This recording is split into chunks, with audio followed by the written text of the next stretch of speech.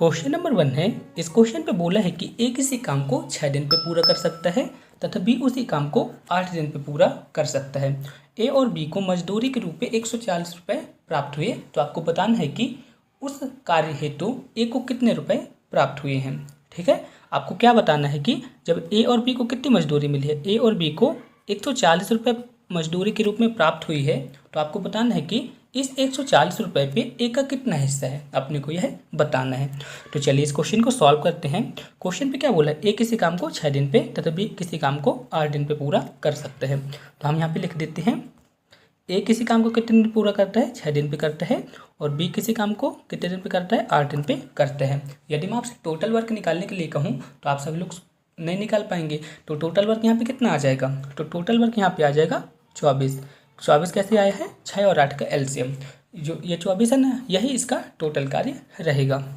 तो यहाँ से अपन क्या पता कर सकते हैं, यहाँ से अपन पता कर सकते हैं कि ए टोटल कार्य कितने दिन पे करता है, 6 दिन पे करता है। यदि हम एक दिन के लिए निकालते हैं कि एक दिन पे कितना काम करता है, तो कितना काम करता है होगा, एक दिन पे एक काम करता है 4। ठीक है, 24 पे 6 का भाग दे देंगे तो यहाँ पे 4 आ जाएगा। इसी तरह से बी पूरा काम कितने दिन पे करता है, 8 दिन पे करता है। यदि हम एक दिन के लिए निकालते हैं तो यहाँ पे कितना आ जाता है, 3 आ जाता है। ठीक है, यहाँ से अपने को क्या पता चल गया कि ए एक दिन पे कितना काम करता है, 4 काम करता है, और बी एक दिन पे कितना काम करता है, 3 काम करता है। और यहाँ से हमें अपने को क्या पता चल गया कि ए अनुपात बी बराबर 4:3। ठीक है, यानी कि ए और बी की एफिशिएंसी क्या है, 4:3 है। ठीक है, इतना आप सभी लोग समझ गए होंगे। अब यहाँ पे क्वेश्चन पे क्या बोला है, क्वेश्चन पे बोला है कि इनको मजदूरी के रूप में कितना प्राप्त हुआ है, 140 रुपये प्राप्त हुआ है। कितना प्राप्त हुआ है, 140 रुपये मजदूरी के रूप में प्राप्त हुआ है। तो अपने को ए का हिस्सा बताना है, तो ए का हिस्सा कितना आ जाएगा, तो हम यहाँ पे लिखेंगे ए का हिस्सा। ए का हिस्सा कितना आ जाएगा, आप सभी लोग बताएं। तो ए का हिस्सा आ जाएगा 140 रुपये, तो दोनों के लिए था, तो यहाँ पे आ जाएगा ए का हिस्सा अपन निकाल लेना। ए के लिए अनुपात क्या था, 4 था, और यहाँ पे अपन क्या लिखेंगे, 3 + 4, यानी कि दोनों अनुपातों का योग। ठीक है, ए और बी की एफिशिएंसी कितनी आ गई थी, 4:3 आई थी। ठीक है, तो हमने उसी टाइप से यहाँ पे लिख दिया है। तो बस आप इसे सॉल्व कर दीजिए, आंसर आ जाएगा। तो यहाँ पे कितना आ जाएगा, 140 × 4/7, तो यहाँ पे कितना आ जाएगा, 80 रुपये जो है तो ए को प्राप्त हुए। कौन से ऑप्शन पे है, ऑप्शन नंबर डी इसका राइट आंसर रहेगा। उम्मीद करता हूँ आप सभी लोग समझ गए होंगे। फिर भी आपको किसी भी तरह का डाउट है ना, आप हमें कमेंट बॉक्स में कमेंट कर सकते हैं। चलिए नेक्स्ट क्वेश्चन की ओर चलते हैं, जो कि बहुत ही ईजी है। इस क्वेश्चन पे क्या बोल है, किसी परीक्षा में 38% विद्यार्थी सामान्य ज्ञान में फेल होते हैं, 29% परीक्षार्थी गणित पे तथा 10% अभ्यर्थी दोनों विषय में फेल होते हैं। तो आपको बताना है कि दोनों विषय में कितने प्रतिशत पास होते हैं। ठीक है, बहुत ही ईजी है। चलिए इस क्वेश्चन को सॉल्व करते हैं। तो अपन यहाँ पे क्या करते हैं, जितने भी कैंडिडेट फेल हुए हैं उनके प्रतिशत को हम यहाँ पे ज्ञात कर लेते हैं। तो जीके में कितने प्रतिशत फेल हुए हैं, 38% कैंडिडेट फेल हुए हैं।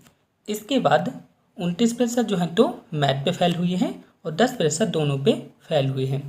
ठीक है, तो बस आप यहाँ से क्या प्राप्त हो जाएगा, फेल हुए स्टूडेंट की संख्या प्राप्त हो जाएगी।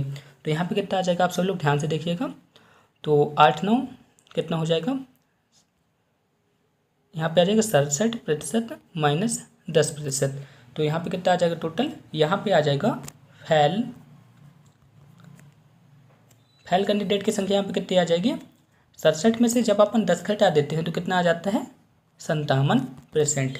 तो 57% कैंडिडेट जो है तो फेल है। इतना आप सब लोग को समझ आ गया होगा। लेकिन क्वेश्चन पे क्या बोला है, अपने को क्वेश्चन पे बोला है कि कितने प्रतिशत विद्यार्थी पास होते हैं।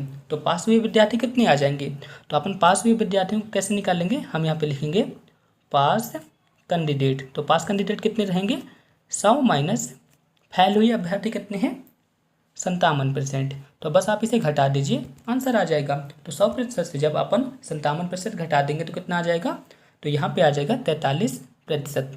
ठीक है, कितने परसेंट आ जाएगा, 43% अब विद्यार्थी जो हैं तो पास होते हैं। कौन से ऑप्शन पे है, ऑप्शन नंबर डी इसका राइट आंसर रहा। बोला है एक व्यापारी को 360 में एक घड़ी बेचने पर 10% की हानि होती है। यदि वह उसे 5% लाभ पर बेचना चाहता है तो घड़ी का विक्रय मूल्य क्या होगा। बहुत ईजी है, चलिए इसे सॉल्व करते हैं। तो सबसे पहले हम मान लेते हैं कि वह घड़ी कितने की रही होगी, वह घड़ी जो है तो 100 रुपये की रही होगी। हमने सिर्फ यहाँ पे माना है। तो यदि हम इस घड़ी को 10% हानि पे बेचते हैं तो यहाँ पे कितना प्राप्त होगा, यानी कि हम उस घड़ी को 90 रुपये पे बेचेंगे। यदि हम इस घड़ी को 5% लाभ पे बेचते हैं, यानी कि प्रॉफिट पे बेचते हैं, तो हम इसे कितने में बेचेंगे, 105 रुपये पे बेचेंगे। ठीक है, इतना आप सभी लोग समझ गए होंगे। लेकिन क्वेश्चन पे क्या बोला है, एक व्यापारी एक घड़ी को कितने रुपए में बेचता है, 360 रुपये पे, यानी कि 90 रुपये की वैल्यू क्वेश्चन पे कितनी बताई गई है, 360, जो कि 90 से कितने गुना ज़्यादा है, 90 से कितने गुना ज़्यादा है, 90 से 4 गुना ज़्यादा है। तो हम यहाँ पे क्या करेंगे, कितने गुना यहाँ पे ज़्यादा है, 4 गुना ज़्यादा है ना। तो अपन क्या करेंगे, 105 का 4 गुना कर देंगे, तो यहाँ पे कितना आ जाएगा, 420, और यही इसका राइट आंसर रहेगा।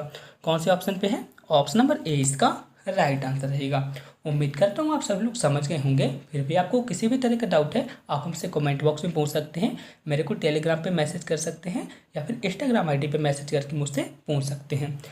क्वेश्चन नंबर 4 है। इस क्वेश्चन पे बोला है कि गाड़ी के पहिए की त्रिज्या कितनी है, 0.25 मीटर है। 11 किलोमीटर की दूरी तय करने के लिए वह कितने चक्कर लगाएगा, हमें ज्ञात करना है। ठीक है, तो यहाँ पे त्रिज्या कितनी बताई गई, 0.25 मीटर बताई गई है। हम यहाँ पे एक पहिया बना लेते हैं, ये एक पहिया बना है। आपको बताना है कि यदि मैं आपसे पूछूं कि इस पहिए की परिधि क्या होगी, तो आप सभी लोग समझ ना पाएंगे। तो यदि मैं आपसे यह बोलता हूँ कि ये जो पहिया है एक चक्कर लगाता है तो वही उसकी परिधि कहलाती है। ठीक है, अब तो आप सभी लोग समझ गए होंगे, यानी कि ये पहिया जो है तो जब एक चक्कर लगा लेता है ना तो वही उसकी परिधि कहला जाती है। तो हम यहाँ पे क्या लिखेंगे, पहिए का एक चक्कर, पहिए का एक चक्कर क्या हो जाएगा, या फिर पहिए की परिधि क्या हो जाएगी, 2πr हो जाएगी। ठीक है, इतना आप सभी लोग समझ गए होंगे। तो अपन यहाँ पे क्या लिखेंगे, पहिए का एक चक्कर, पहिए का एक चक्कर क्या हो जाएगा, 2 × पाई की वैल्यू क्या होती है, पाई की वैल्यू होती है 22/7, और यहाँ पे त्रिज्या कितनी बताई गई है, त्रिज्या बताई गई 0.25। ठीक है, तो अपन यहाँ पे क्या लिख सकते हैं, 25/100 अपन यहाँ पे लिख सकते हैं। ठीक है, तो पहिए का एक चक्कर कितना आ जाएगा, हम यहाँ पे लिखेंगे पहिए का एक चक्कर बराबर, अपन इसे थोड़ा सा सॉल्व कर देते हैं, तो 2 22/7, और यहाँ पे कितना आ जाएगा 25/100। तो 25 से कम 25, 25 को 100, 2 एकम 2, 2 दूनी 4, और यहाँ पे कितना आ जाएगा 11 आ जाएगा। यानी कि पहिए का एक चक्कर कितना आ जाएगा, पहिए का एक चक्कर आ जाएगा 11/7। इतना आप सभी लोग समझ गए होंगे ना, आई होप आप सभी लोग समझ गए होंगे। अब क्वेश्चन पे क्या बोला है, 11 किलोमीटर की दूरी को तय करने के लिए वह कितने चक्कर लगाएगा, यानी कि अपने को यहाँ पे क्या याद करना है, चक्करों की संख्या, चक्करों की संख्या, कितने चक्कर लगाना है, 11 किलोमीटर की। और एक चक्कर कितना है, एक चक्कर कितना था, अभी मैंने आपको बताया था, एक चक्कर की वैल्यू कितनी आई थी, 11/7 मीटर आई थी। ठीक है ना, इसके पहले आपको बताया था एक चक्कर की वैल्यू कितनी आ गई थी, 11/7 मीटर आ गई थी। दोस्तों यहाँ पे आप सभी लोग देख पा रहे होंगे कि यह 11 किलोमीटर पे है। यदि हम इसे मीटर पे चेंज करते हैं तो यहाँ पे कितना आ जाएगा, यदि हम इसे मीटर पे चेंज करेंगे तो क्या होगा, 1000 का गुणा हो जाएगा, तो यही इसका मीटर पे आ जाएगा, यानी कि 11 किलोमीटर बराबर 11,000 मीटर। और एक चक्कर पे कितनी दूरी तय करता था भैया, 11/7 करता था ना। बस आप इसे सॉल्व कर दीजिए, आंसर आ जाएगा। अपन यहाँ पे क्या लिखे थे, चक्करों की संख्या, तो यहाँ पे कितना आ जाएगा आप सभी लोग बताएं। अपन इसे सॉल्व कर देते हैं, 60 × 11,000/11, तो यहाँ पे आ जाएगा 7000, यानी कि चक्करों की संख्या क्या होगी, चक्करों की संख्या होगी 7000। ठीक है, इतना आप सब लोग समझ गए होंगे। क्वेश्चन नंबर 5 है। इस क्वेश्चन पे बोला है कि 25 वर्ग सेंटीमीटर स्याही के एक धब्बे पे 4% प्रति सेकंड की दर से प्रसार हो रहा है, 2 सेकंड बाद यह कितना हो जाएगा। तो अपन यहाँ पे क्या लिखेंगे, 2 सेकंड बाद इसका कितना प्रसार होगा। अपन इस क्वेश्चन को क्या करते हैं, SI के फॉर्मूले से सॉल्व कर देते हैं। यहाँ पे 25 लिखेंगे, यहाँ पे कितना आ जाएगा 1/4/100, और यहाँ पे कितना आ जाएगा 2 सेकंड के बाद बोला ना, 2 सेकंड यहाँ पे अपन लिख दिए। तो यहाँ पे कितना आ जाएगा 25, और यहाँ पे आ जाएगा 26/4, 25 इंटू 26/25।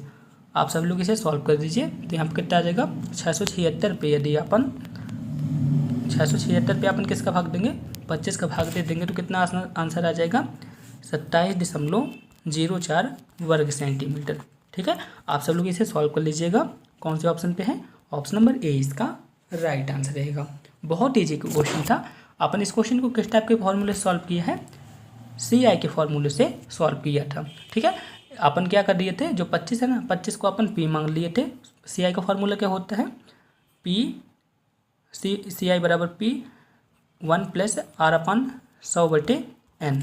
ठीक है, P को अपन 25 मान लिए थे, R को अपन 4% मान लिए थे और N को अपन समय मांग लिए थे। ठीक है, अपन इस टाइप से इसे सॉल्व करते लिए थे। चलिए नेक्स्ट क्वेश्चन की ओर चलते हैं। नेक्स्ट क्वेश्चन है, इस क्वेश्चन में बोला है कि किसी परीक्षा में एक विद्यार्थी सही उत्तर के लिए 4 अंक पाता है और गलत उत्तर के लिए 1 अंक कटता है। यदि वह 75 प्रश्नों के उत्तर को देता है और 125 अंक प्राप्त करता है तो उसके सही उत्तरों की संख्या बताइए। तो चलिए इस क्वेश्चन को सॉल्व करते हैं। तो अपन यहाँ पे क्या करते हैं, अपन यहाँ पे लिख देते हैं सही प्रश्नों की संख्या बराबर, यहाँ पे अपन लिख देते हैं गलत प्रश्नों की संख्या। ठीक है, सही प्रश्न के लिए उसको कितने अंक मिलते हैं 4 अंक मिलते हैं और गलत के लिए कितने अंक कटते हैं 1 अंक कट जाते हैं। यहाँ पे कटते हैं ना, इसलिए यहाँ पे मैंने माइनस का मार्किंग किया है। और वहाँ पे कितने प्रश्नों का सही करता है 75 प्रश्न सही करते हैं। ठीक है, तो अपन यहाँ पे क्या करते हैं 75 में से कुछ गलत भी किया होगा ना, तो अपन यहाँ पे 75 का मल्टीप्लाई यहाँ पे कर देते हैं। तो 75 इंटू 4 कितना हो जाता है 75 पे यदि अपन 4 का गुणा करा देते हैं तो कितना आ जाता है, यहाँ पे आ जाता है 300 और यहाँ पे कितना आ जाएगा, यहाँ पे आ जाएगा 300 और यहाँ पे आ जाएगा -75 आ जाएगा। ठीक है, इतना आप सभी लोग समझ गए होंगे। लेकिन लास्ट पे उसे कितने अंक प्राप्त होते हैं, लास्ट पे उसे 125 अंक प्राप्त होते हैं। ठीक है ना, अब इसके बाद क्या करना है अपने को, जो बड़ी वाली संख्या उससे छोटी वाली संख्या को घटा देना है। तो 300 में से 125 चला जाएगा तो कितना बचेगा, यहाँ पे आ जाएगा 175 और यहाँ पे कितना आ जाएगा 125 में से 75 को घटा देंगे, यानी कि 125 में से अपन को क्या करना है 75 को घटा देना है। तो यहाँ पे कितना आ जाएगा, यहाँ पे आ जाएगा 200 आ जाएगा। ठीक है, आप इसे काट दीजिए तो यहाँ पे कितना आ जाएगा 25 से आपने इसे काट देते हैं तो 25 8 200 और 25 7 175, यानी कि सही प्रश्नों की संख्या अनुपाते गलत प्रश्नों की संख्या। सही कितने हैं 8 सही हैं और गलत कितने हैं 7 जो है तो गलत हैं। ठीक है, अब अपने को क्या करना है, अपने को टोटल प्रश्न कितने बताए गए थे, टोटल प्रश्न यहाँ पे बताए गए हैं, कितने प्रश्न बताए गए हैं 75 बताए गए हैं। ठीक है, तो अपने को क्या करना है सही प्रश्नों की संख्या को ज्ञात करना है। तो अपन यहाँ पे लिखेंगे सही प्रश्नों की कुल संख्या। तो सही प्रश्नों की कुल संख्या कितनी आ जाएगी आप सभी लोग बताएं, तो 75 टोटल प्रश्न थे।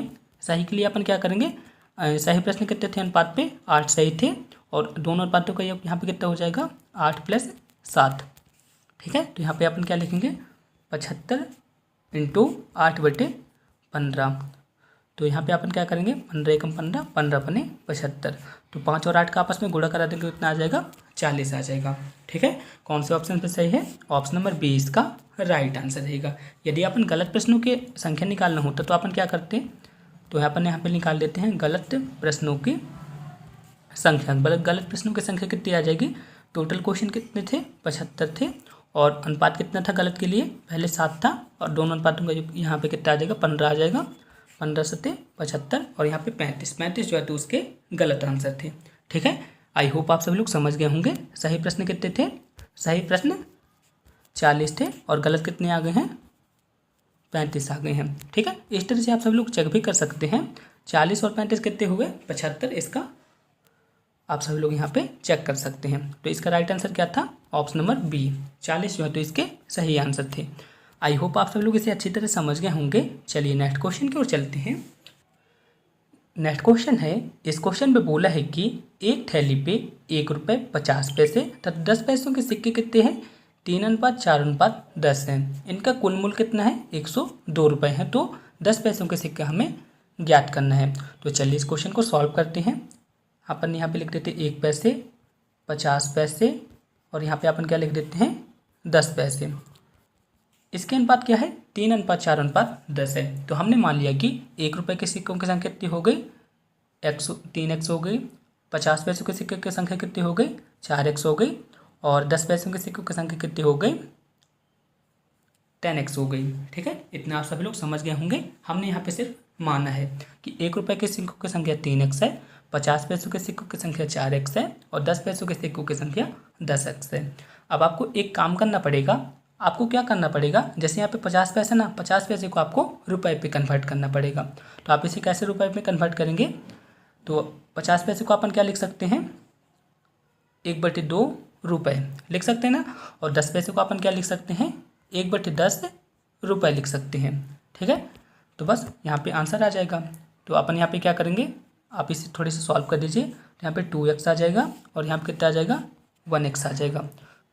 अब आपको क्या करना है, यहाँ पे कितना आ जाएगा 3x आ जाएगा, यहाँ पे 2x आ जाएगा और यहाँ पे x आ जाएगा।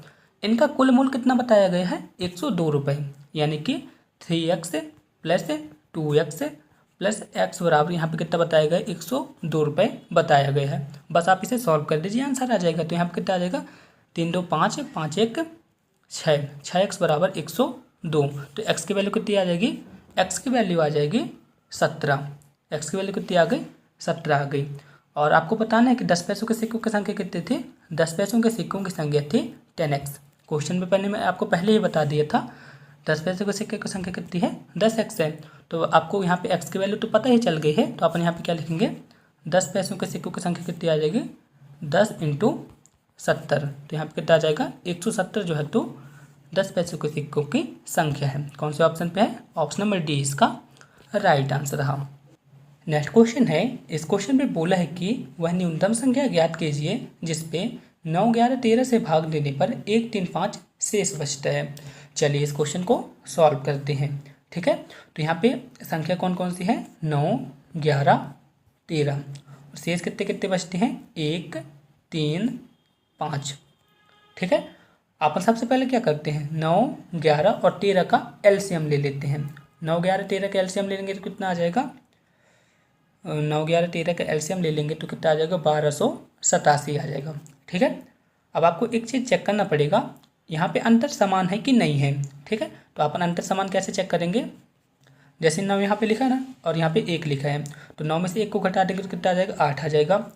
ठीक है, ये वाला अंतर जो है तो यहाँ पे भी सेम आएगा, यहाँ पे भी सेम आएगा। इसी तरह से अपन जो घटाएंगे ना यहाँ पे वो कर देंगे। तो यहाँ पे 11 में से यदि अपन 3 घटाते हैं तो 8 आ जाता है, 13 में यदि अपन 5 घटाते हैं कितना आता है 8 आ जाता है। इस तरह से आपने देखा कि सब पे 8 समान दशा में प्राप्त हो रहे हैं। तो अपन क्या करेंगे, जो एलसीएम आया है ना, एलसीएम कितना आया है 1287, अपन 1287 में क्या घटा देंगे 8 को घटा देंगे तो कितना आ जाएगा यहाँ पे 1279 इसका राइट आंसर रहेगा।